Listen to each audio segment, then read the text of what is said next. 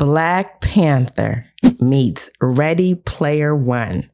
A fierce teen game developer battles a real-life troll intent on ruining the Black Panther-inspired video game she created and the safe community it represents for Black gamers. The game developer, Kiera Johnson. The book, Slay. And you're listening to Lit Society. Let's get lit!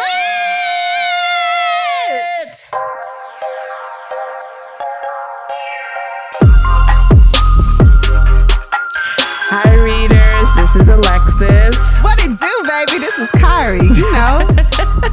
And you're listening to Lit Society, a podcast about books and drama. And we're back a little late from the summer break. Y'all, things be happening. And what be happening? Life. In the do it big be way. Life in the biggest way possible. And sometimes it's just got a big old foot on you that keep you down. So on your neck. On your neck. Life has its foot on the neck of thee. However, you look great. And I am of the belief that whatever you going through, don't look like it. Never look like what you going through. Okay. And obviously you believe that too. You look great. You look like life easy, breezy, beautiful, Black girl. Thank you, friend. Yeah, if y'all watching on Patreon, I gotta say this, because see, I'm the marketer of the group. Go on, market. Y'all, this episode is free. That's right, free 99, brokies. Tell all your broke friends, this the one they can hear. Once a month, we doing something for the people. For the people. But all the other Thursdays of the month, it's just for Patreon. We ain't playing no games. Listen, we got the hate mail. Some of y'all sent hate mail. Y'all want us to work for free. I get it. Folks loved slaves. But listen, we ain't doing that no more. We was born free. Shout out to Beyonce. So what we gonna do is have one episode a month be free for the public. That is this episode. If you would like to hear Lit Society every week, and you wanna, please sign up for what is it, like a couple dollars on Patreon? It's so cheap. Girl, I don't even know. We understand tariffs. We ain't even trying to do this to y'all. So we keeping it affordable. Now, as soon as them interest rates go up, shout out to the federal government, we raising the price. No, I'm just kidding. Listen, we want to create content in this way. So yeah, and we want to do it and eat every day or whatever. That's important. I know. It's crazy. I read an article recently that Gen Z is driving this ad-free content and they rather buy subscriptions without ads. And I want to say X, Y, and Z. I don't like ads either. I saw an ad the other day on YouTube. I stood up in the room. It was a room full of people. I said, no. Turns out it was my husband's account and he don't pay for YouTube, which is crazy. Why would you watch ads on YouTube? Oh, if you're watching this on YouTube, please don't click past our ads. So, Alexis, how you been? Tell me about life, whatever you'd like to share. I really felt so excited to come back to Patreon because there is a group here that, I don't want to say has been following us, but has been reading books with us for years. It's like we're coming back to friends. And then there are some real life people we know in this group, like our moms. Hi, moms. Hi, moms. and Hi, friends. Okay. So, yeah, what would you like to share about your life? And I'll share some things. We'll talk about where we've been, what we've been doing. Yeah, we'll spend a few minutes on that. I actually tried to leave the Midwest and go south. That did not work out. And I'll tell you why. Because my sister, beloved child as she is, got a diagnosis of leukemia. So I've been sticking around in this area in the Midwest to kind of support her. So that's been keeping me quite busy on this end. Other than that, I cut my hair. I don't know if y'all can tell. No one cares about that. So I just want to put some more dip on your chip. Juneteenth, Alexis demanded that our family move her to another state. The state is Tennessee. I don't care. Tennessee. And so we were like, oh, yes, Alexis, whatever you want. Because I don't know if y'all been listening a while, you know she a bully. No. So we did it. But then so her sister said, I'm sick. And Alexis said, not on my watch. And she packed up her stuff. Her sister said, please don't come see me. Leave me alone.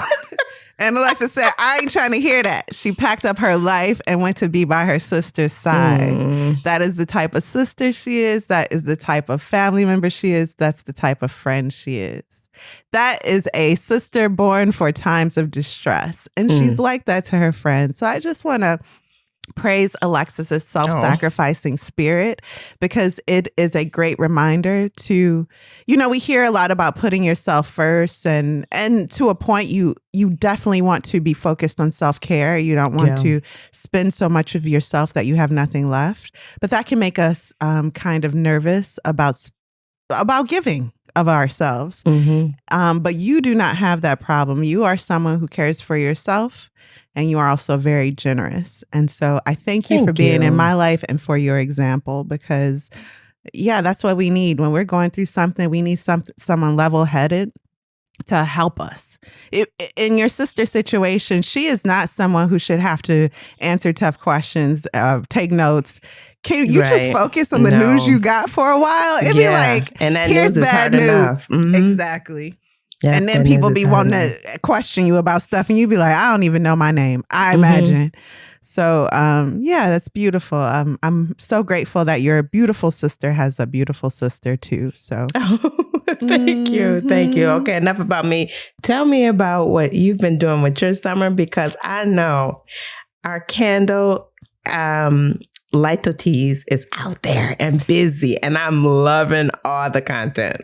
That's right. So my side craft has turned into my full-time job, not just the podcast, but I also have a fragrance company called Lito Teas. You can find us on lovelitoteas.com. That's LOVELITOTES. And I've been focused on that all year, different shows and markets throughout Chicago and Milwaukee, the Midwest. And it's been awesome. I love that you are expanding in this way. Thank you, friend. And thank you for your support. And so much quality scents are out there. Okay. Yes. Okay. Yes. Luxury, top-notch fragrances at the most affordable price that I can manage with the type of luxury that I'm providing. Come on, so luxury. Top level fragrances, top wax mixes that I'm doing all by hand. So no phthalates. Phthalates free. Won't give you a headache. Stuff like that. Oh, I love of course, cotton wicks. People love to advertise that they have cotton wicks. You guys, lead wicks are illegal. Everybody got cotton wicks. I never understood. I think that's the same as antibiotic free chicken. Exactly. Go, okay. Tar free cigarettes. Our cigarettes don't have arsenic. It's implying that someone else's does. They don't. Stop I got cotton wicks. Okay. Go ahead, cotton wicks. Love the it. Finest. The finest cotton. The touch. The feel of cotton. The fabric of our life. If you know that song, you're old in the mug. Okay, I'll be old. Listen, let's get into our week, okay? Each week, we select a theme to discuss inspired by the book that we are reading. And this week's theme, guess what? It's a game. Oh, Lord. I just learned how to podcast again, and now I'm being put on the spot. It's a video game history game. Video game history. Ah! Now, you know that is not my jam. Listen, you're going to have to figure it out because I think these are within your level. I mean, tell me the first video game that you played. You just took me back. That's what it's supposed to do. Atari, I remember some fist punching. You remember that game? Atari? Yeah. Okay, cool. And then where did you go to after that? How did you feel about Atari? Did you feel like it was like the best new thing out there? Well, I was like 3, so yeah. And then and then when like Nintendo started doing their thing, all the cool friends and family members had game consoles. And one time my dad bought me a Game Gear. If you remember that was from Sega Genesis, and it was it was the better version of a Game Boy. It was in color, which was huge. And a friend at school stole it. Obviously, Rude, not a friend. Not a friend. Oh, look, my ponytail broke. Okay. Can we focus on my trauma? So yeah, and I don't remember asking for a video game because I've never been into them. Okay. Like my uncle let me borrow some high-tech Nintendo console at the time. And I remember just getting bored really quickly. I worked with a coworker whose husband was a gamer, and she was saying she thinks gamers are some of the smartest people around. And I agree because there's a type of intellect that goes into being a gamer. I lack the interest, but I think I also lack the intelligence, that type of intelligence to you're problem solving all day, you know? Is that the same as games like on your phone? Like if a person plays, what is that? Candy Crush? Candy Crush, Royal Kingdom, those. I mean, there are different types of games, right? You can waste some time on Candy Crush and Angry Birds, but that is exercising a part of your brain. But then there are very detailed role player games, like the game we're discussing in the book. And I mean, those are very detailed. Those are worlds that people have to learn and then to develop them. Yeah. Okay. Well, that's What cool. about you? Were you a gamer? So I don't know. I remember my first game, and it is so old because I am up there in the age limits. Okay? You cute. I played a game called Vectrax. Anyway, something like that. And it was so fun. I was obsessed. Okay. I could play the game, lose a whole bunch of times and keep playing. I got that kind of addictive habit to myself. And so I played all the games. They had a game called football on there. There was not a game called football. It was how edgy. Listen, they had a game called basketball. Did they? Okay, thank you, friend. Yes, they had a game called Scramble, a game called Spike, and it would be like, oh my God, Spike, and I loved it. So anyway, okay, cool. Those are games that I played. They were fun. Okay, and I remember it was a great way to gauge how poor you were compared to the rest of your friends. So if you went to your friend's house and they had all the game consoles, you just knew you was poorer than them. True. And it's just nice to know that. Levels to poordom, huh? Yeah. What about Miss Pac-Man and Pac-Man? Did you play those? I guess. And they were like at bars. Huh? Well, yeah. Yeah, like if a bar had a yeah, that was a thing. Like before these pre-prohibition or prohibition era theme bars that are actually already out. Yeah. It was like something to have like adult arcades. I met my husband at an adult arcade. Come on. Cute meat? No? Yeah. Me cute. Yeah. Me cute. I said, oh, you like Pac-Man? You like Mrs. Pac-Man? You like women to come and take all your stuff? Ew. Here I is. Nom, nom, nom, nom. Give me your money. Wow. Real life, true story. Okay. Well, listen, let's get into this game. There are 8 questions, okay? 8 questions. And you're not going to win anything. You just get honesty. The pure joy of being right for once in your life, okay? The shade. You know, I love a little game when it's on you. Okay? I love that. But this game is fun because it's multiple choice. Okay. What was the first commercially successful video game? A, Pong. B, Space Invaders. C, Space Pac-Man, Invaders. It was Space Invaders. And D, Asteroids. I said It was Space Invaders. Is that your final answer? Yes. You're wrong. It's Pong. It was released by Atari in 1972. How old do you think I am? Pong, as the name implies, was a table tennis simulator that launched a global obsession. I played it. I remember that now. Yeah. Did you? 72? Yeah.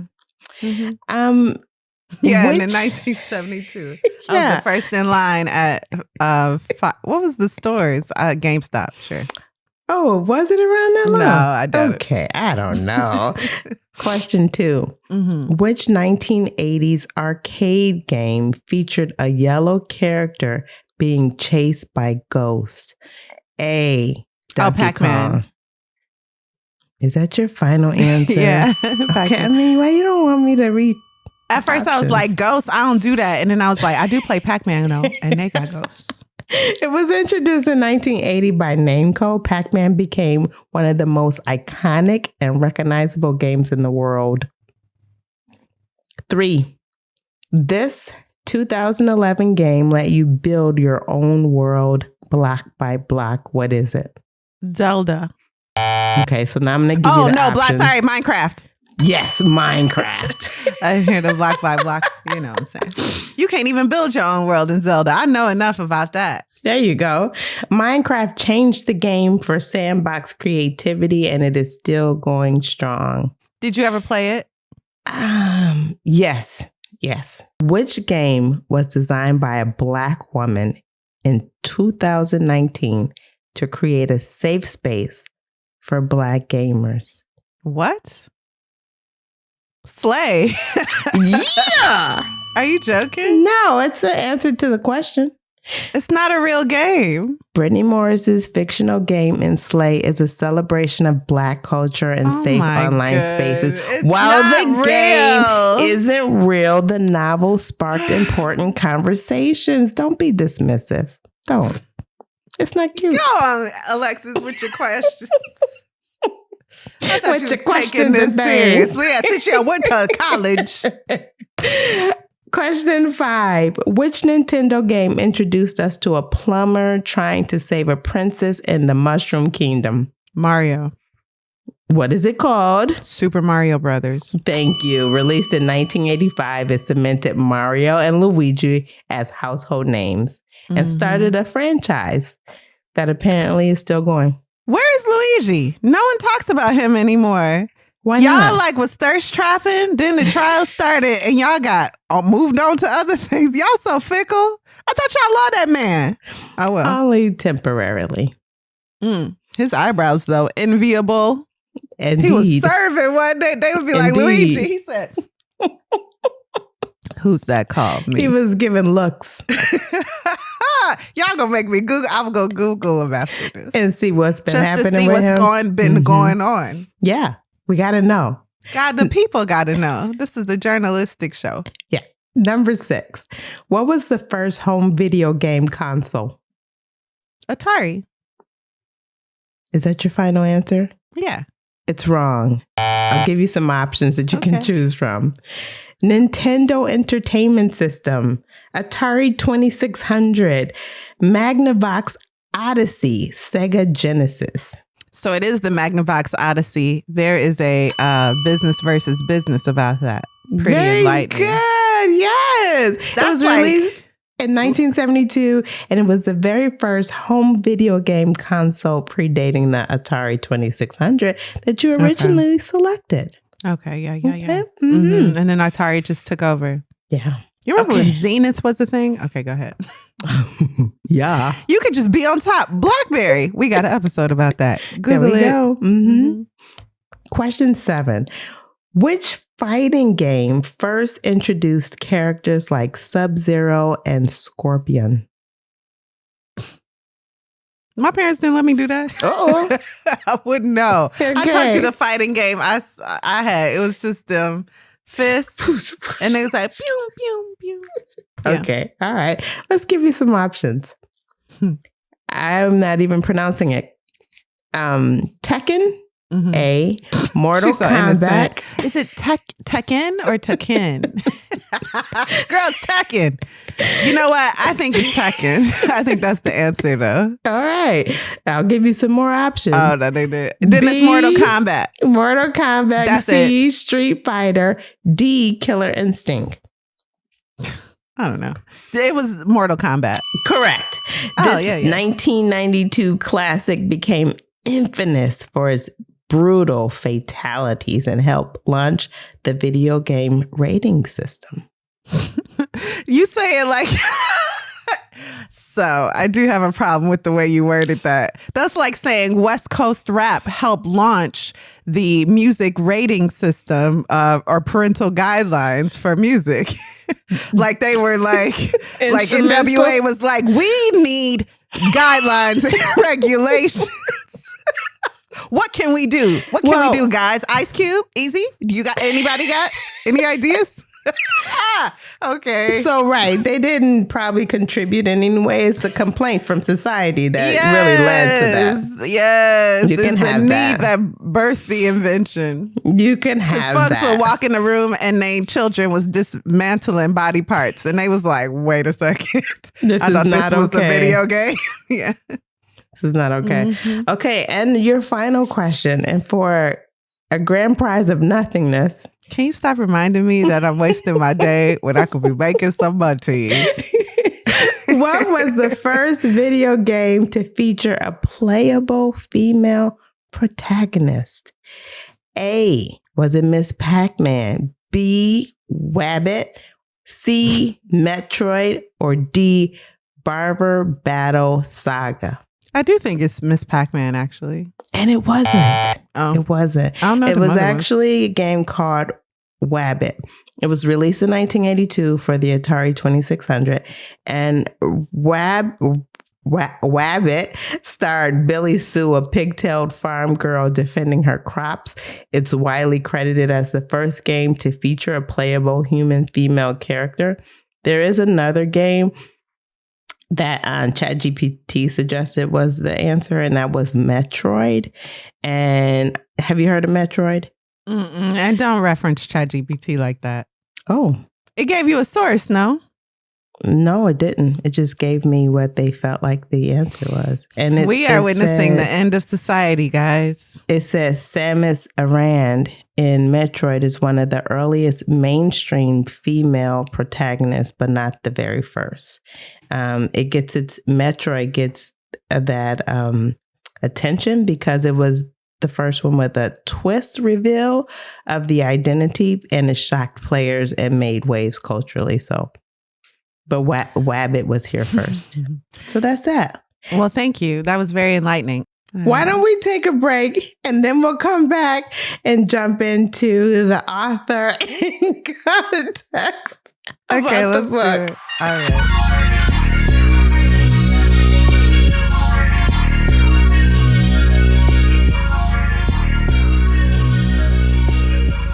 And we're back. Woo! Kari, what can you share about our author, Brittney Morris, and what kind of context can you give us for our book? Well, I just want to let you know that my notes today will be all coming from what I've taken on our notes notebook, the Lit Society Reading Journal. This is a digital notebook that works with Notability and GoodNotes. Good. And that's what I'm using. You see, I have cute pictures and stuff if you're watching on Patreon. Oh, looky, cookie. So Brittney Morris, right? I didn't get too much in her business because there isn't a whole lot out there, but I do have some key facts about her that add context to what we read, which is Slay, her novel. She, of course, authored Slay, The Cost of Knowing, and she has a few Marvel projects out there, one being a Spider-Man version with Miles Morales. It's called Wings of Fury. She has a degree, though, in economics from Boston University. And she is a gamer. So she is familiar with games, both on the developer side and the playing side. And she's written video games and projects, including Lost Legends of Redwall and a few Marvel games. So she's established. She's got a son, and they live, I think, in Philadelphia, somewhere on the East Coast. That makes sense. Mm-hmm. Makes sense. So that's Brittney Morris. Thank you for sharing that. Yeah, a Black woman in both the economical field, economics, and in video gaming and computer programming development. So yeah, she's seen some things and she's very familiar with the themes of this novel. Alexis, may I ask, who do you think would enjoy reading Slay? So, as I read, I thought about Black Panther. Like the novelization or the movie? The movie, just because it was all, that feels racist. Okay. And then, if you like Black stuff, you like this. Go ahead. It's really about the culture. The game was about the culture. So anyway, I think that came to mind. So if you like Black Panther, you might like digging into this world a little bit. And then there's this movie I saw called Ready Player One, and I didn't know it was based on a book. What? And it is like a video game movie. And you guys, I just want to say we had a signed copy of Ready Player One. We tried to read the book and review it. I guess Alexis has wiped that from her mind. We ended up giving the book away. We hated that book. The book is highly rated. The movie did not do very well, even though Spielberg backed it. But I watched the movie, and that's why it came to mind. And you liked the movie, didn't you? I liked the movie. Because Alexis likes terrible movies. So if you ever want to know if you should watch a movie, ask Alexis if she liked it. And if she did, y'all, don't waste your time. That's one of the worst movies ever. The CGI is crude. It's really terrible. The story flow is just lazy. Ooh. And Ready Player One. Back to Wakanda. I see what you're saying, because it was a celebration of Black culture throughout the diaspora. So different tribes in African countries, different countries in Africa, and then the Black American experience, Black Caribbean, all of that. So I see it. And I was teasing you, but yeah, absolutely. Yeah, I don't know. And then there's this book, and I read this as well. It is The Hate You Give. Did you read that? No, that book is very polarizing, and I don't have it in me to read it. I don't have any opinion about it, but I know people find it very unhelpful to the conversation of Black trauma. Yeah, and so it has that racism in it, and this book has that racism in it. So there are such things as race books. And this books. Slay is categorized as a race book. Oh, it is. It did show up into that category. Mm-hmm. I find that offensive because it's really just about being Black. Why that's got to be a race book? I don't know. It's not like, to me, like White Fragility. That's a book, right? Yeah, that's a race book. Mm-hmm. Mm-hmm. That's a race book. It's a little bit anthropologetic too. These are words. But that is a race book. Slay is not a race book. It's not a race book. It's a video gamer book. It has racism in it. It's YA. It's YA fiction. Yeah, that's it. That part. So that's what I thought about for these books, and really the Black Panther mainly, even though it's a movie. Kari, why did you choose this book? I chose this book because sometimes when the world gets heavy, I whip out my YA TBR list and I go, what are the kids reading? They're not reading this. This book is older. It's like a few years old. They read this already. But sometimes I like to revisit what they've read. And some authors, Black women authors in YA, I've been loving on y'all. Oh, okay. I like that. It's so cute. Indeed. I've noticed that we are really into science fiction in the YA genre. I love that. YA romances. Ain't nothing more romantic than a YA romance. You got to convince me otherwise. It is so sweet. That's not what we're getting into today. Generally. Generally, it is just so sweet, so reminiscent of that feeling being young and in love, and I love it. But anyway, so I wanted to read some YA, and this is something that was trending at one time. I just saved it for later, and now is later. Okay, later, here we are. You ready to take a spoiler-filled deep dive into Slay? Yeah. Yeah, I'm Let's ready. do it. You have the floor. Well, here we go. You guys, this is now our 6th year of podcasting, and we've really been trying to make this show more of a discussion than a beat-by-beat plot analysis. And so I am really trying this episode to have more of a discussion and not just spoiling the book, not just telling you everything that's in it. Please let us know what you think about this sort of new format that's very much like the old format. I'm also not good at it. So as I get better in hosting these discussions, your feedback is invaluable. If you hate it, you ain't got to sugarcoat it. Just tell us, especially on Patreon. Y'all family. Be like, what was this? Nah. Yeah, just say it. Yeah, that's fine. It. Mm-hmm. Plain and Get simple. To the point. Mm-hmm. Get to the point. Y'all don't like it, we'll change it. Here we go. Sometimes. Yeah, we ain't. I know. I just, So Slay by Brittney Morris. You guys, we meet our protagonist right away. Her name is Kiera Johnson. She's surrounded by a loving family of high achievers. She has professional parents. I think her mom is a dentist, maybe. And her dad is some type of analyst in some very high field of analyses. Anyway, I'm just saying words, but they're professional. And so she used to go to a majority Black school with a boy named Malcolm. Malcolm got into a fight at that school, got kicked out, but somehow they both found their, right, Alexis? Yeah. Sorry, I heard a noise. But somehow they both found their way now to this college prep, high GPA average school of about 500 students, mostly white. Maybe like 15 top students in the whole school are Black. And so they are very too isolated. Many. I think it's only like 5. Well, especially in her social circle, she has no one but her boyfriend and sister that are Black. She does not have Black friends. And one of her closest friends named Harper is a friend that I've had before where everything you do is novel to them. And I want to know your thoughts on this, Alexis. First, let me explain Kiera and Harper's relationship. So I've explained how Kiera comes from a very excellent family, high achieving family. She has a very pro-Black sister in her school named Stephanie, also high achieving. Very much like, no Ebonics, yes AAVE, that type of. And then she had some issues with that. So, yeah, I've been reading some things about AAV and I'm like, I don't know. Yeah. It all goes back to Black excellence, which we'll dive into later. But anyway, in addition to this, she has a childhood friend named Harper. These kids are in high school now, by the way. They're applying for college.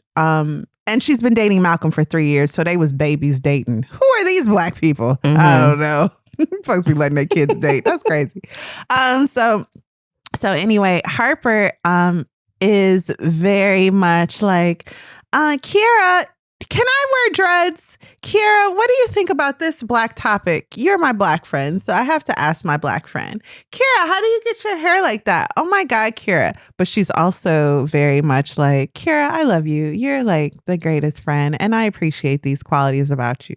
So sometimes you'll meet these type of characters in books, and it's like they look at their Black friend as a unicorn that they must throw questions at in order to expand their knowledge and educate themselves on the Black culture, as if Google doesn't exist.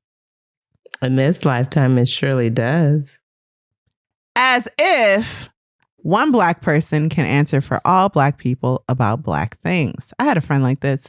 She was a hairdresser, and she'll be like, how do you get your hair like that? And I hated it because I'm like, girl, this your whole profession. How come you don't know Black hair? She the last person need to be asking those questions, but they don't teach Black hair. They teach. And that's the point. So I could have had some grace. I haven't seen her in a while. So moving on. Harper has a little brother named Wyatt.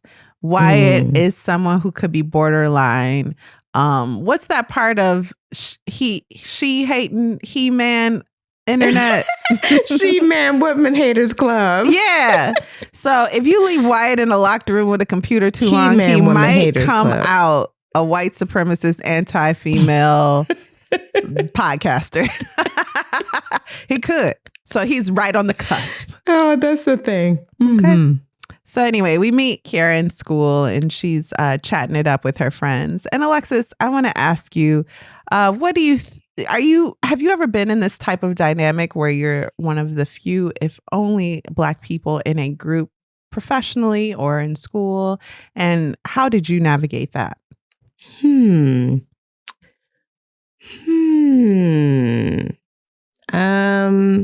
I remember being in but I still know there was always some other Black person nearby.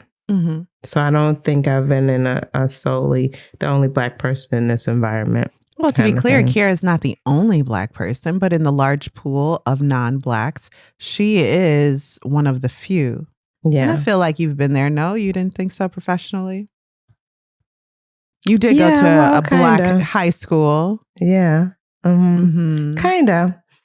Yeah, I guess so. Maybe a little bit. So it's obviously never been a point of pain point for you or something that stuck out like, oh man, I'm the only Black person here. Yeah. Even at the law firm, I don't think it was a big deal. Okay. I think Kiera's issue, which a lot of people can relate to, is that she's always made to feel like the other. She speaks now for BIPOC, which is an acronym I don't associate with. Because I'm supposed to tell you how Native American and Indian people feel? Because they got some melanin in their skin? Leave me alone. No, you can't do that. I understand. Hey, everyone doesn't feel that way. So, but they are asking Kiera things that apply to Black, Indigenous people of color. And it's just annoying. Okay, let's move on from that for a little bit. Let's talk a little bit about Malcolm. Alexis, would you like to describe Kiera's boyfriend of 3 years? His character is very important. He is very important. I don't know if you want me to go back to when he was in school. You said he got kicked out. Yeah, give us some backstory of him. Even his solitude as his mother. He was raised by a single mom who had to work a lot. And so he spent a lot of time alone, developing thoughts, being parented by the internet. Yeah. He rarely uses social media, though. He used to be a big gamer, fully engrossed in video games, but he now calls TVs as propaganda machines, and he calls gaming like a ploy for the white man to get into you, get into your head. He believes if you date outside your race, you don't love Black people. He has a lot of opinions, and he could be a male chauvinist, maybe. Could be. He is, because he has these very strong, he's like anti-feminist, right? Anti-feminist and very pro-Black. Misogynoir. There we go. That's the term. He's very that. So, yeah, Steph, Kiera's sister, calls him a hotep. So, he's everything relates to Black people. Anything in the world relates to how white people are trying to dominate Black people, trying to distract us so that we cannot form a united front against this. And that's difficult because there are people who think like this. There is. And it's easy to dismiss someone who says that everything is about one thing. But that doesn't mean that there isn't some truth in what they're saying. But how much attention and devotion you put toward pushing against this thing is kind of raising this thing up to be the most important thing in your life. So it's almost like you just helping the white supremacists because everything you do is about white supremacy and acting against it. I don't know. Maybe that's my opinion. I'm saying a lot. Also, you can have an opinion on your podcast. Thank you. So and he does feel women should know their place. Yes. Okay. So I don't like this character. Can I just say that outright? I need you to explain that statement. So he's like, well, don't you be playing that game, or you shouldn't be talking like that over here. Code switching is a part of the culture. And I don't think you should be telling me how not to talk. I don't think you should be telling me what to do. I don't like that. So your problem is not with the way the character is written. It's just the character. It's the character. I don't like the character. Then you're not supposed to. There's people out there like him. I don't like them.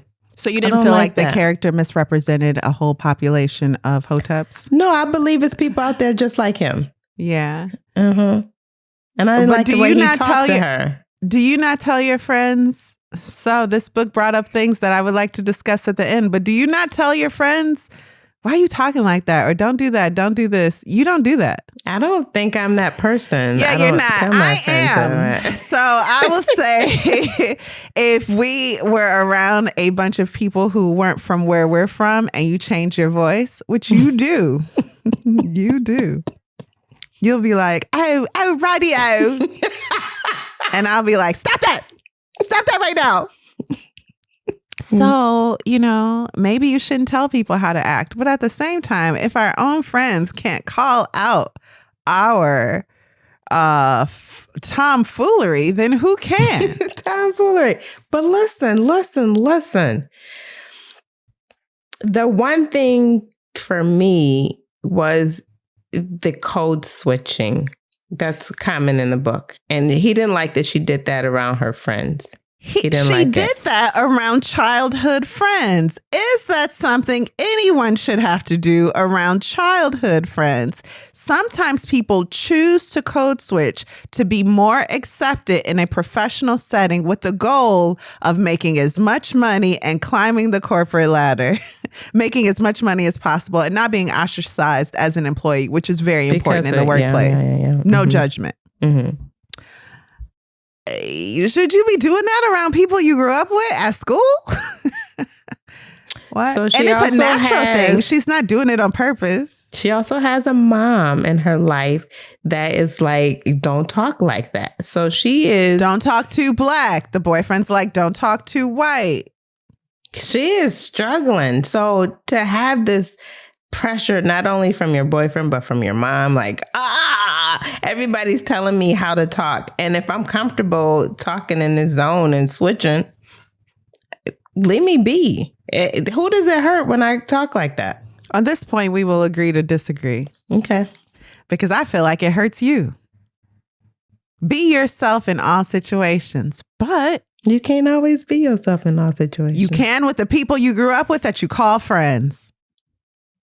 This is true. You can a little bit. If I think you changing who you are in front of your so-called friends, I'm going to call it out. Or just talking in a different way. Does that mean I've changed who I am? Let's read too much into stuff. I love it. Let's go. One thing this book does well is point out the hypocrisy and just different points of view within pro-Black thinking.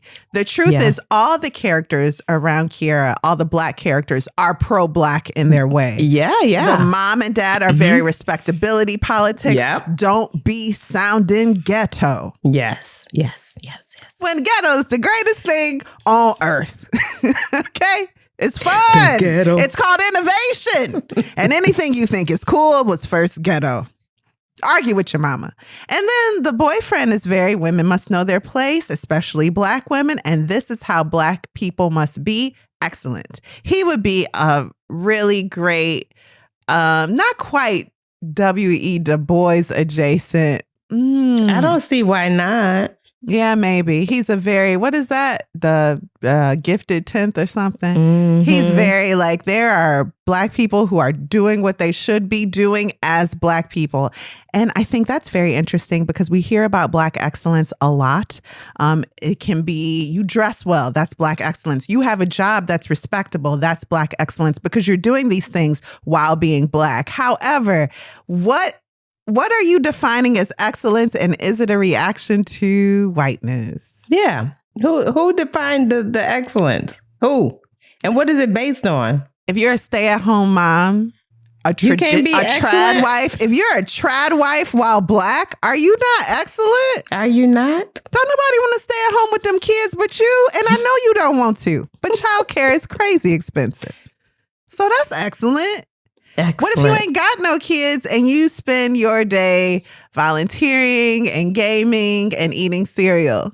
Ooh. You know what? You excellent. That sounds great. You done hacked the system. I like the sound of that live. Gaming a little. Because I could be on video games all the day. But how does it make you feel to read about someone who has entered a realm that has typically excluded Black people and have excelled in it? I like that. I like that. That's excellence. Well, that's excellence. And that is the stereotypical definition of Black excellence. That entering white spaces and doing things your way, in a Black way, in an excellent way. So then, if you have entered a white space and you're code switching, then you haven't done it your way. Oh, to some people, definitely to Malcolm, Kiera's boyfriend, you're not being excellent. And you're not when you are excellent, you help raise all of us. You help uplift the race. And so I gotta do that? I don't have the energy. I'm sorry. I don't know. I kind of do. But at the same time, I feel like, it's a lot. Anyway, let's move on. Because we're going to dabble in and out of this conversation. And I have not solidified my views of Black excellence, if it's good or bad, or what it even really means. I don't know if that's my ministry on today. But I do like to talk about it. It doesn't have to be. We don't have to make any hardcore decisions. Right. We can just talk about it. And it is good to just kind of dissect what we believe in the terms we throw out there to see what they really mean. And if they're exclusionary, to a group of people we don't mean to exclude. You know, people who don't have access to certain opportunities, are they not excellent? I don't know. I don't like it. So anyway, moving on. Let's now get to the plot of the book. We know who Kiera is. We know her friends, who she surrounds herself with. Her mom's like, don't be ghetto. Her boyfriend's like, be Black, be Blacker. You ain't the blackest. And Steph is always trying to educate her on her history and culture in a way that is very authoritative. Like, you don't know this, and don't you know this, and it's important. And that goes with youth, you know, that type of idealism. So let's get to the plot. So we met Kiera. We learn her struggles as one of the few Black kids in school. Her choice for the future revolves around her man. She is very Joan on Girlfriends. Like, Mabu want to go to Morehouse, so I'm going to Spelman. Okay, we going. That's the only reason she want to go to Spelman. The only reason. They're going to be at historically Black colleges together, colleges that are near each other so that they can see each other, so that they can go to school and remain together before graduating, getting married, and having Black excellent children. That's her life. That is what she is rolling out. That's the carpet she's rolling out for herself. So we then meet her nighttime gig. And can you explain a little bit what has been kept a secret from us and from all of her family and friends until now? What is that nighttime gig? What does Kiera do with her nights? Kiera is a game developer, and she developed a game called Slay. It is not an acronym. It is actually a double entendre, meaning to greatly impress and to annihilate. And it is built on worlds. There are like 5 regions ranked by popularity. There's the tundra region, the desert region, the savanna region, 6, forest, rainforest, and swamp region. And it's a turn-based virtual reality game where players go head-to-head in card duels. Like, for instance, one of the card... I can't think now. No, you're good. You pull a card and maybe you can hover, which would be very, you have to pull a lot of cards and find secret. It's an RPG game. So you have to go through different worlds to find different prizes to add them to your arsenal. Yeah. And you pull cards and you can battle each other, but it's not and you're like collecting cards. Yeah. You're collecting cards. And if you got these really cool cards, you can do like Kyrie said, hover. Or do something else, or throw somebody back on the ground or something. Yeah, and it's like the graphics are excellent. It's a celebration of places that Black people come from and where we live now. So you might wake up and find yourself in the middle of the Sierra, right? Different parts of the world. And it's beautiful. Oh, it's a VR RPG game. Virtual reality. So you have a headset on and your whole world turns into this beautiful place where Black people can be themselves and are celebrated. You need a password to get in. Passwords are circulated amongst friends, and it is encouraged that the players be from the Black diaspora because certain cards you pull have meanings rooted in Black culture. Mm-hmm. So certain things we say, certain things we do, certain icons of the past, from music to literary icons, have cards named after them. And those cards have certain powers that call back to their real life originators. Mm-hmm. So anyway, it's very fun. And she made this game because she was sick of being excluded in the RPG games that she played, where people from across the world all knew to call her the N-word. Or if she developed partnerships, once they got deeper into the game, she realized their whole campaign in a game might be to kill all the dark players. And she's like, why does this keep coming up? Why? I just want a place to play and not have race thrown in my face and hatred thrown in my face because of race. So she developed Slay. It has now gained popularity all over the world. It's played by, we'll say, millions of slayers in different at least thousands. Of slayers. Mm-hmm. Part of the game is also collecting these points that you can use like a currency within the game, in addition to a bartering system. Well, she's with her boy. No one knows she's developed this game and she plays it in secret, okay? She is with her boyfriend one day, and on the news, she notices a particular breaking news headline. A boy has been killed. A violent game has led to the end of a child's life. And she's like, this is a shame. This is why I developed Slay. So we could get rid of all this tomfoolery and we could have somewhere. Slay is the game that has caused the end of this boy's life. And she can't even breathe. What? How? So it turns out that a boy named Jamal was trading coins with someone in order to get his coins. They found out where he lived, the real life Jamal, and killed him over the currency used within the game. Okay. Kiera feels responsible, as would any of us. As this is going across the television, her boyfriend texts her at one point and is like, I bet not have heard you play that game. Yeah, I don't like this talk. This is the first time he's kind of sent something kind of threatening, but it's in that way where she's like, boy, please. She's not taking it seriously. But as the reader, we're like, I bet not have heard. You ain't my daddy.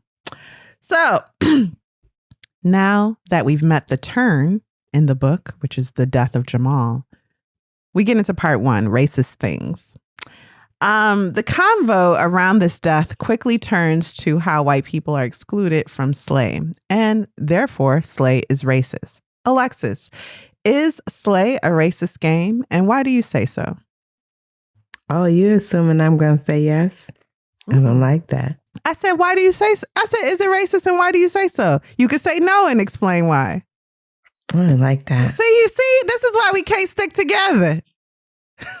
No, but this is why it's important to communicate clearly and consistently in the same way, because people misinterpret you even when you speak in plain English. When they think they speak in plain English. Anyway, let's go. I will say, what was the question again? Hey, perimenopause! Get behind me. So, Alexis, is Slay a racist game? And why do you answer so? Thank you. Slay, I do not think Slay is a racist game. I think it's a game of community, and just because you don't get invited to it, you don't get the code word, does not make it racist. Yeah, so that is part of it. People feel like you got to be black to get in, when really it's like you do need a password, and people are sharing passwords amongst their friends, and mostly black people have these passwords. It's not known that any white people play.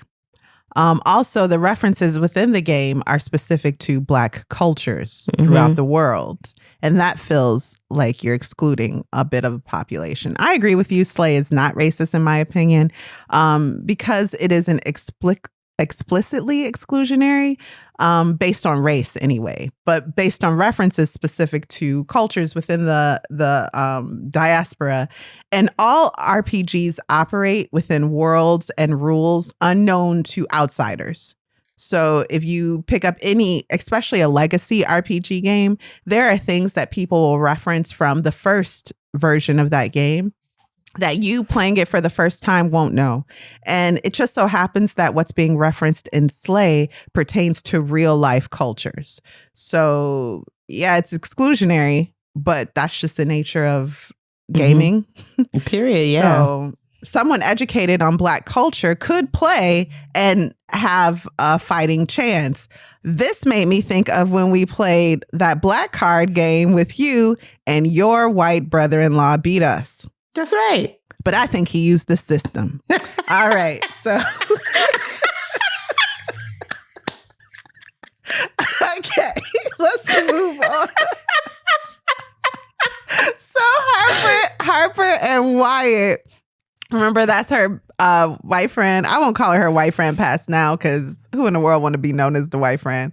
But that's her Who wants childhood. to be known as the black friend? Exactly. Nobody. I'm just your friend or I'm not. So this is her childhood friend, and that friend's brother is Wyatt. So Harper and Wyatt come over, and a discussion ensues on the racist nature of Slay. They don't know that Kiera is the developer, and Wyatt especially is very much like they can be sued because they're excluding white people, and what we need at this time is unity and people working together, and this game is wrong, it's violent, and it's thuggery. And that's the word the news is using also. Like, this is basically a gang. Anybody play Slay, they're being initiated into a gang.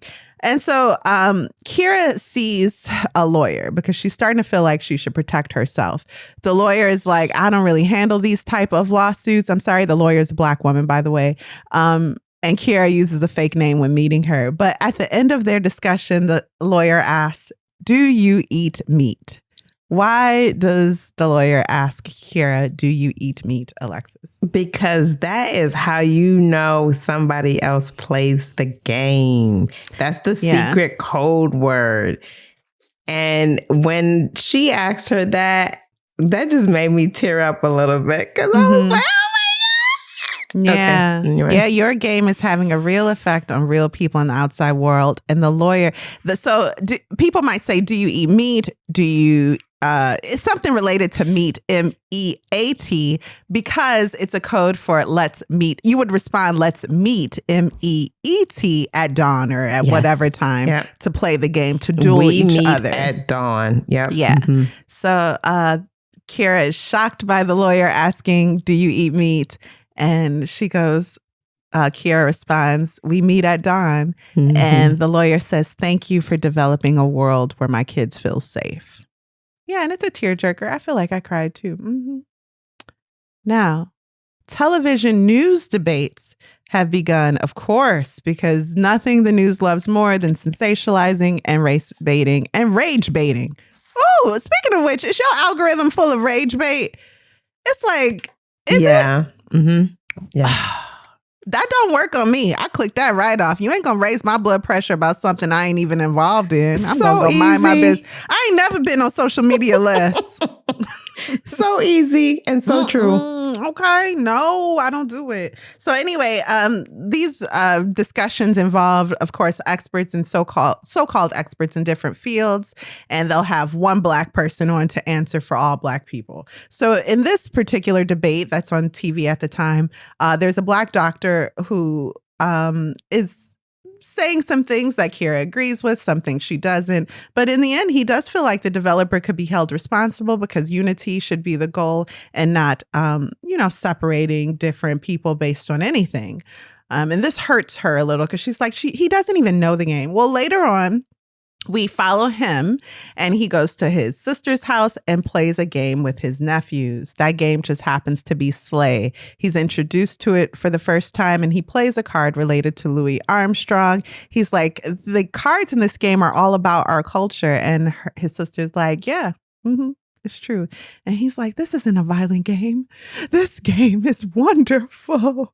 And it brings his family together. I don't know. He is amazed. So now let's introduce our villain, Dread. So, in the game, Kiera goes by Emerald because, of course, no one knows she's the developer. Everyone praises Emerald in the game. She's not quite a leader. It's not really a hierarchy in the game. You're more praised for your individual skills. But they know her to be the developer and she's very much celebrated. She gets a message from someone called Dread. They've named themselves after Dred Scott, implying that Black people do not matter, that we are only a percentage of a human.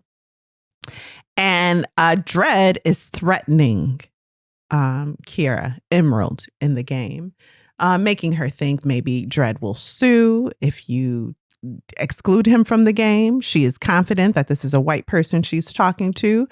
He doesn't seem to get some of the references in the game, perhaps separated from Black culture in a lot of ways, at least in daily conversation he's not familiar with. That is an assumption. That is an assumption that he will not get those things as a white person. As we know, we have other experience. Sorry, a motorcycle gang just passed my house. I know they don't slay. Okay, so maybe they do. And maybe they do. So Emerald, who remember is Kiera.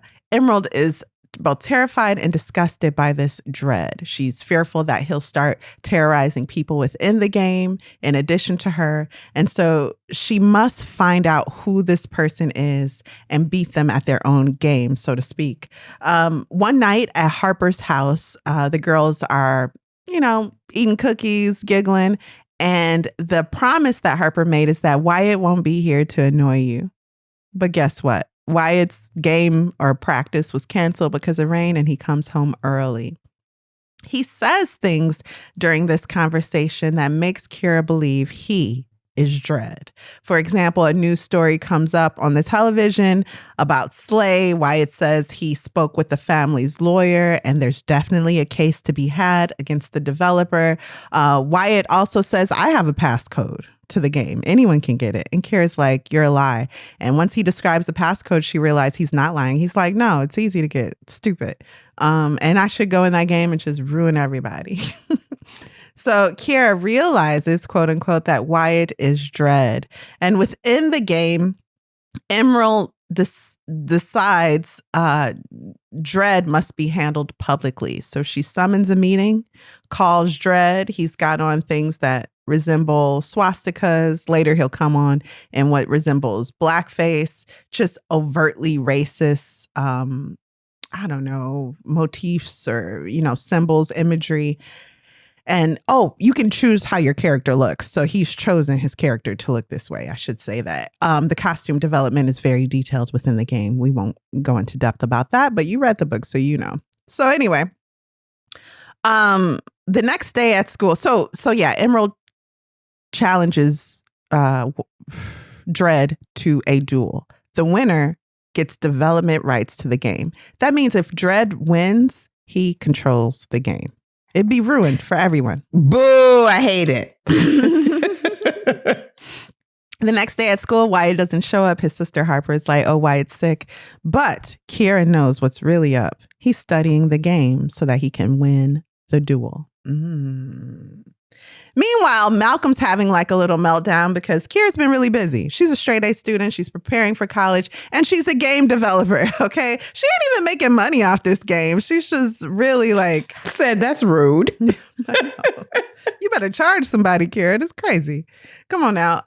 So Malcolm is like, why haven't you been answering my calls? He starts texting her friends, kind of like, at first he texts Harper like, you seen Wyatt? I mean, you seen Kiera? And she's like, no, don't you have her number? Yeah, but she's not answering my calls. So he starts getting threatening. And he's kind of freaking everybody out, except Steph, Kiera's sister, who was like ready to fight. She's definitely the Solange to Kiera's Beyonce. And she's like, give me an elevator. We can settle this right now. Mm-hmm. So Fixed. Malcolm's melting down, freaking out because Kiera has been ignoring him in his mind. Now part 2, the duel. Can you describe the duel between Emerald and Dread as much as you remember? It is described beautifully, but... Yeah, I don't know if I'm qualified, but there's, of course, like we said, it's virtual reality. So they're in the world and he chooses the lowest, where beginners start. And they just throw cards, and I don't remember the name of the cards because that's the fun part. You throw a card and he's Your winning. Your character does something in the game. Yeah, and he's winning like the first few rounds. And she's like, he must have really studied these cards. And I don't know how to explain it. I'm sorry. No, you're doing great. He loses. So Emerald wins the duel. Yay! Everyone is super excited. Yeah. Super excited. Now, while she's celebrating in her room all alone, because we didn't mention it, but there's a point where she finds out her sister Steph slays. She plays the game. So and fun. she has to admit to her sister, I'm the developer. And her sister's like, my queen. Yes, that's my sister. Yes. I'm so excited. So when it's time for this duel, her sister arranges for the parents to be out of the house. And they all went to dinner and left Kiera alone to play for the future of Slay. Right. So while she's celebrating and trying to figure out who Dread is so that she can properly remove him from the game, because he's a loser now, it's time for him to go. Who shows up to her door? Her front door. Wyatt. Yeah, Wyatt. Harper is like, hey, I need you to help me with my math.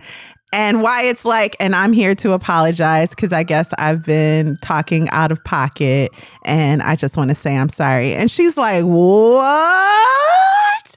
If Wyatt is at my front door, who is Dread? Who did I just beat? And so with a little bit of investigation and a little less assumption, who does she find Dread to be? Malcolm.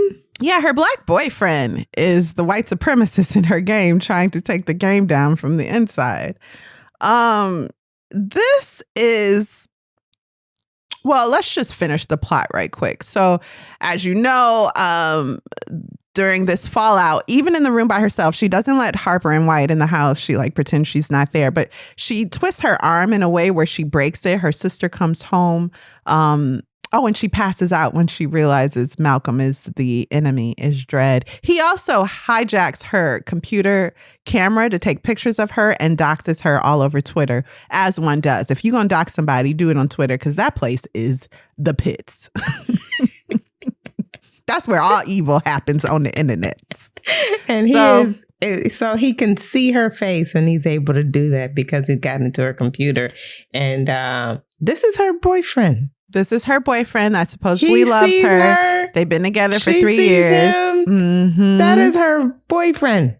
Okay? And he sends out a message, get revenge for Jamal. For Jamal's death is on this girl's hands. Mm-hmm, right. Mm-hmm. I know I will, he says. So now he's threatening violence against her. Her boyfriend, his girlfriend. And encouraging others to be violent toward her. It seems he has snapped in a way. He's like, black women need to learn their place. You've been doing this. You've been doing that. You've been dragging down our race, distracting us when you should have been focused on this, this, and this. And I had to teach you. So, yeah. So late at night, Kiera convinces her sister Steph to take her to the hospital. Her photo is all over the internet. She's getting messages from family members and friends like, what is going on, baby? Why is your face on the internet and you ain't looking cute? That VR headset just came off. You ain't got no makeup on and you're in your jammies. So, to wrap this up, Steph don't play. She has Malcolm arrested. And I'm like, oh, but his college chances. Oh. Boot him college chances. Only because he did threaten violence against her and he encouraged strangers who may be unhinged to attack her. So something has to be done. I mean, he can't just go around walking around like this, after doing something like that. That's very bad. It's not okay. Maybe he still got into college, but likely not. Not on that full ride with a record. We'll see. I don't know. But with the fallout, Malcolm is arrested. Kiera gets a restraining order against him. And the parents eventually are introduced to Slay. They're very proud of their daughter. The media decides, since we now know who the developer is and it's a girl and she's a kid, we won't hold her responsible, but let's wag our fingers. And so that's what they do. She gets fan mail from all over the world. And she had an administrator friend within the game who I didn't talk about named Celeste. In the game, she's named like Cicada. But she's Parisian and they get to know each other. And her parents, Kiera's parents, eventually take her to France to meet Cicada in person. And it's a great moment. And so that is Slay. You want to take a break and then we'll discuss the book a little more? Yes, let's do it. All right, let's do it.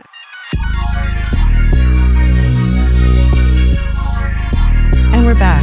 Alexis, what were your thoughts about Slay and would you recommend this book? So I had fun reading Slay. Mm-hmm. I really liked the secret code word. I like that she was, that she created it, I'm like girl power. Love that she created it and she was so passionate about it. I did like that the Black people in her life were very pro-Black. I did like that. But I just felt like Malcolm was so extreme. I did not like his character. I didn't like how condescending he was. I didn't like him. So, and I didn't like I liked the book. And I would recommend it. They was acting too grown for their age, wasn't they? Exactly. We ain't talking about that, but that was too grown. And I'm just not used to that in YA. I was like, oh. I'm not used to that from Black people. Awesome.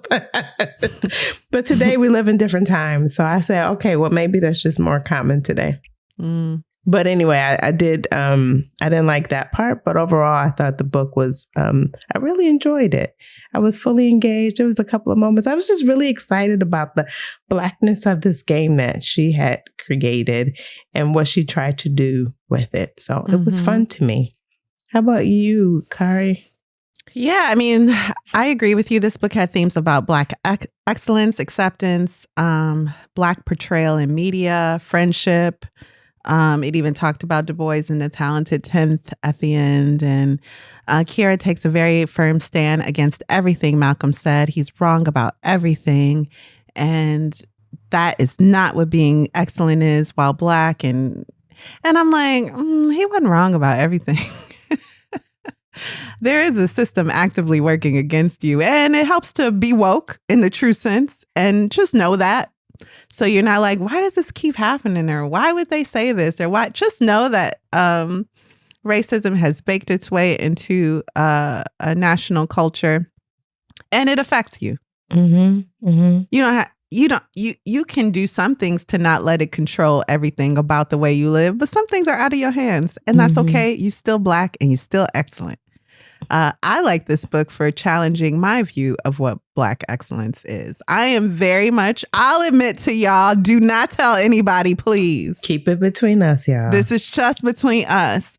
So I do feel like you should know how to speak your language in the most correct and clearest way possible.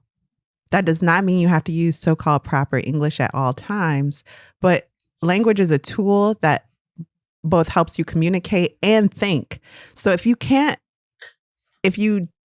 only understand your language the language you speak primarily at a basic level, are you thinking deeply?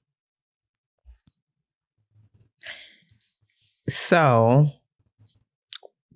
are you saying that if I use AAVE that I'm only communicating on a basic level, and if I do that, I'm not speaking properly? Is that what I'm hearing? I am saying that this is my opinion. Yeah, I am that's what I want to saying hear. that you can speak in any way you want. The most important thing when you speak is to be understood. And in certain circles, and when we're with close family members or friends, we speak in a way that doesn't necessarily stick to the rules of language. And sometimes that can actually, a lot of times that can add color and meaning to what we're saying and what we're speaking and help us be understood even more. So when you speak, it is important to be understood. And so, no, you use AAVE or Ebonics or whatever you want to call it whenever you want. But not knowing how to formulate, not knowing just the words and the sentence, not understanding sentence structure, I think may hinder your ability to think about things in a complex way. Okay. So, And that's not specific to race or class, because I know of a lot. I know wealthy people who don't know the difference between there, and there. And some of them would like certain people to be removed from this country for not speaking proper English. And that's irony. Right. So there is a structure, a language structure that exists, and we should know it.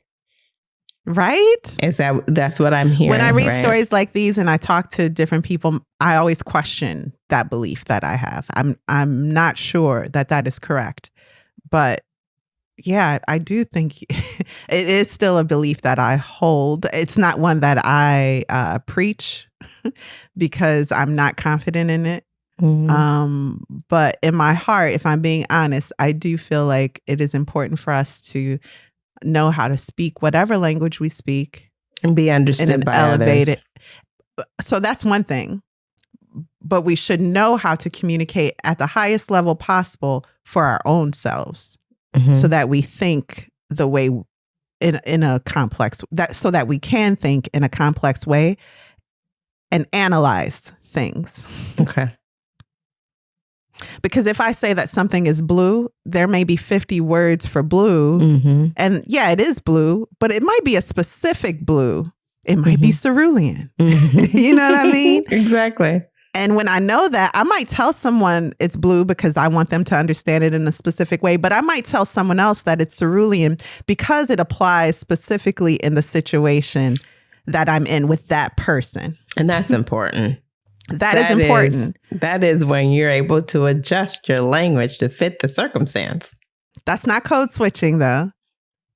Because code switching is about like the way you speak. Mm-hmm. And it can involve, you're right, your vocabulary.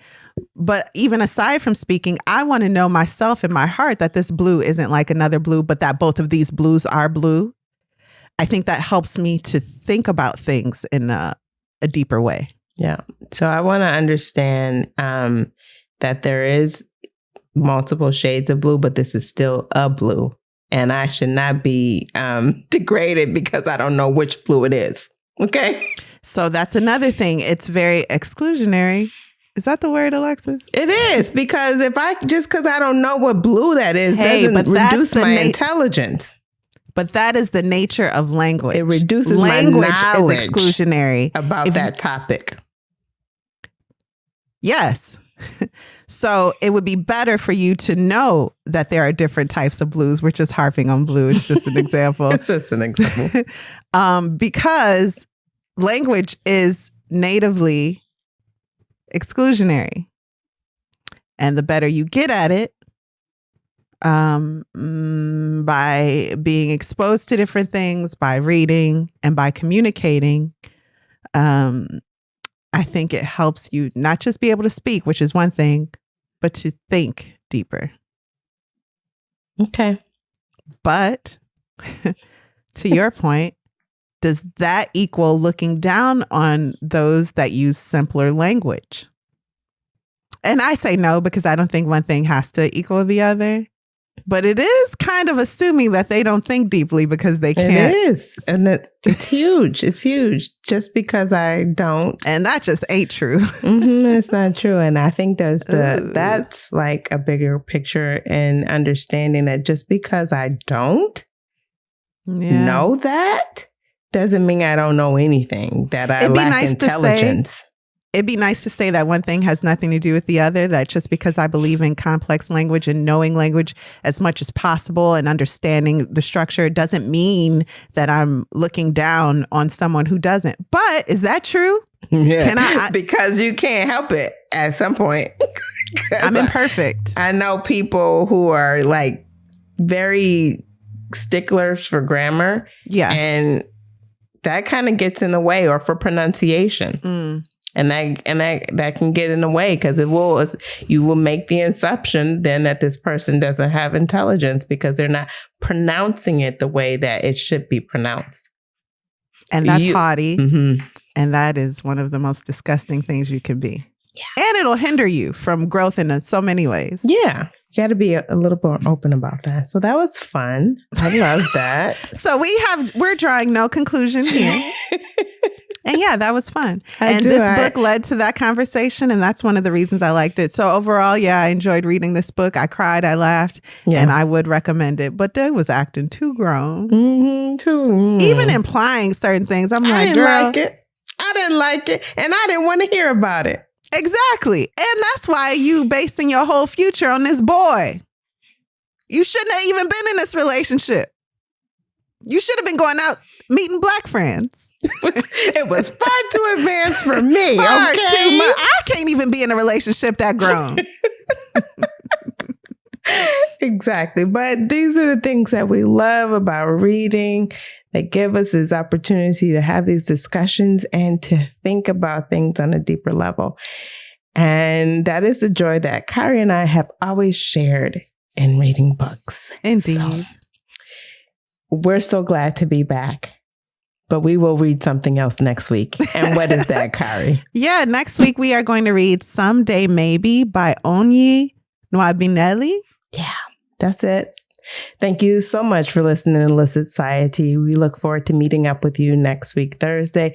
For our Patreon members, we'll see you. Yeah. If you're not subscribed on Patreon, we'll see you next month. Yeah. Are you okay with that? Are you okay with only seeing us once a month? Ooh. You don't want more rants about language and race? Yes, you do. Come on. Come back. And this book will be great. It's got grief in it. Yay! It's a good discussion, okay?